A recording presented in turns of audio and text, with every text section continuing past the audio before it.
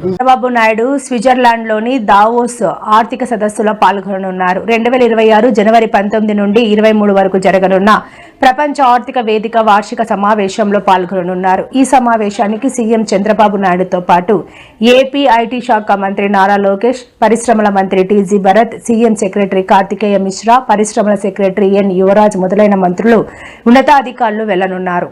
Brand ఏపీని promote చేయడంతో పాటు green hydrogen, high value manufacturing, digital, public infra, skill development, global పార్ట్నర్షిప్లపై దృష్టి పెట్టి రాష్ట్రానికి పెట్టుబడులు తీసుకురావాలని సీఎం చంద్రబాబు లక్ష్యంగా పెట్టుకున్నట్లు సమాచారం. వైఎస్ఆర్ కాంగ్రెస్ పార్టీ జాతీయ అధ్యక్షుడు వైఎస్ జగన్మోహన్ రెడ్డి మళ్లీ సీఎం కావాలని ఆకాంక్షిస్తూ శబరిమలలో పలువురు అయ్యప్ప మాల ధరించిన స్వాములు ప్రత్యేక పూజలు చేశారు. రేగిడి మండలం లచ్చన్న వలస గ్రామానికి చెందిన 20 మంది భక్తులు 41 రోజుల కిందట అయ్యప్ప దీక్ష ప్రారంభించారు. దీక్ష ముగియడంతో శబరిమల యాత్రకు వెళ్లిన వీరంతా అక్కడ వైఎస్ జగన్మోహన్ రెడ్డి ఫ్లెక్సీలను ప్రదర్శిస్తూ ఆలయానికి చేరుకున్నారు.